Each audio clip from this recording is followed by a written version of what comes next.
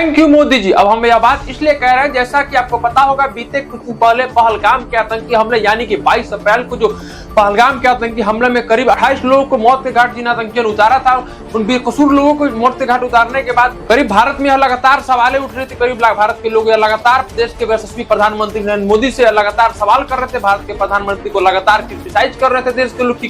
क्या पता क्यों सरकार मौन है, क्यों सरकार बदला नहीं रही। अब तक करीब 28 बेकसूर लोगों की मौतें को हुए अब तक करीब इतने सारे दिन हो गए, लेकिन आखिर सरकार क्यों मौन है, क्यों चुप है, क्यों सरकार इन सभी आतंकवादी हमलों का बदला क्यों नहीं ले रही है। ये सवाल लगातार भारत के लोगों द्वारा देश की यशस्वी प्रधानमंत्री से, भारत की सरकार से लगातार किया जाता है कि क्यों अब तक सरकार चुप है, क्यों अब तक सरकार मौन है, आखिरकार सरकार क्यों नहीं इस आतंकवादी हमले का बदला ले रही है। यहाँ आपको बता देते एक बार फिर से देश के यशस्वी प्रधानमंत्री नरेंद्र मोदी ने पाकिस्तान से एक बार फिर से ऑपरेशन सिंदूर के तहत बदला ले लिया। आपको पता होगा 7 अप्रैल को मॉक ड्रिल होने का ऐलान किया गया था। पाकिस्तान इस फेरे में था कि भारत द्वारा रात को मॉक ड्रिल किया जाएगा। भारत द्वारा 7 अप्रैल को मॉक ड्रिल का ऐलान किया गया, यानी कि 7 अप्रैल को पाकिस्तान सचेत था कि भारत मॉक ड्रिल करने वाला है, हम पे हमला करने वाला है। लेकिन आपको बता दें इसी बीच एक बार फिर से पाकिस्तान को भारत ने बेवकूफ बनाकर मॉक ड्रिल का एक छोटा सा गोली देकर, मॉक ड्रिल से एक छोटा सा लल्लू पल्लू, एक छोटा सा लालच देकर भारत ने पाकिस्तान को मॉक ड्रिल के नाम पे ऑपरेशन सिंदूर के तहत जब पाकिस्तान, आपको बता दें यह हमला जिस वक्त हुआ उस वक्त पाकिस्तान रात के करीब 1:44 में पाकिस्तान रात को करीब सो रहा था। पाकिस्तान की पूरी आबादी आधी नींद में होगी, पाकिस्तान की पूरी आबादी चैन की नींद सो रही। उस वक्त भारत ने करीब 9 मिसाइल को छोड़कर करीब 9 जगहों को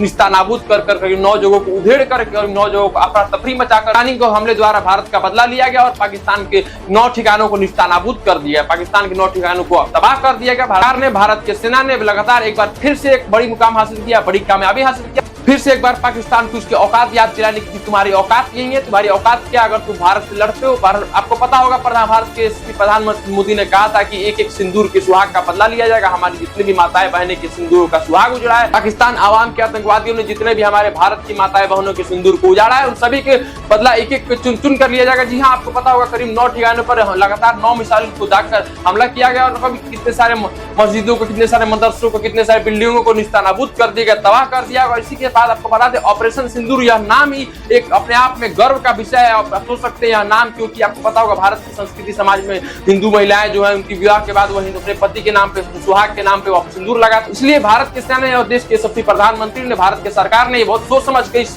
ऑपरेशन का नाम रखा ऑपरेशन सिंदूर। यह नाम में एक गर्व है और यह नाम भी भारत को गौरवान्वित करता है। और ऑपरेशन सिंदूर के तहत पाकिस्तान को फिर से एक बार औकात याद दिलाने की भारत ने काम किया है। आपको बता दें भारत से लगातार उलझने का जो सिलसिला है पाकिस्तान का लगातार थम नहीं रहा है। आपको बता दें पाकिस्तान में आतंकवाद थमने का नाम नहीं ले रहा। पाकिस्तान आतंक के रास्ते को छोड़ नहीं रहा है, पाकिस्तान आतंक को छोड़ने का नाम नहीं ले रहा। पाकिस्तान में लगातार सरकार बदलने के बाद भी, पाकिस्तान में लगातार प्रधानमंत्री बदलने के बाद भी लगातार पाकिस्तान में आतंकवाद थमने का नाम नहीं ले रहा है। पाकिस्तान लगातार भारत से उलझने का प्रयास कर रहा है। लेकिन पता होगा आपको कि पाकिस्तान की रत्ती भर भी औकात नहीं है कि वो भारत से उलझ सके, क्योंकि आपको जैसा कि आपको बता दें, आपको पता होगा लगातार लंबी लड़ाई लड़ने में देश से एक देशों से दूसरे देशों की लगातार लंबी लड़ाई लड़ने में आपको पता होगा युद्ध में लगातार पैसों की जरूरत होती है, आर्थिक स्थिति की जरूरत होती है, जबकि पाकिस्तान की स्थिति भारत के मुकाबले काफी नाजुक है, काफी जर्जर है। पाकिस्तान इस मोड़ पे आ गया, इस हालत पे आ गया कि वो दूसरे देशों से मदद मांग रहा है कि हमें मदद करे भारत से लड़ाई लड़ने में। लेकिन कोई भी देश ऐसा है जो पाकिस्तान को मदद नहीं कर रहा है। सभी देश के खिलाफ अगर चाइना को छोड़कर दूसरे देश की बात करें तो कोई भी देश पाकिस्तान को मदद नहीं कर रहा है। जी हाँ, आपको बता दें ऑपरेशन सिंदूर के तहत एक बार फिर से भारत के प्रधानमंत्री ने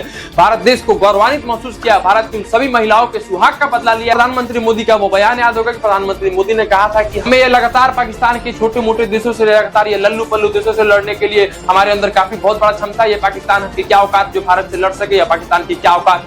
आपको बता दें आज का जो ऑपरेशन सिंदूर के तहत पाकिस्तान के 9 जगहों को निस्तानाबूद किया जाएगा, 9 जगहों को तबाह किया।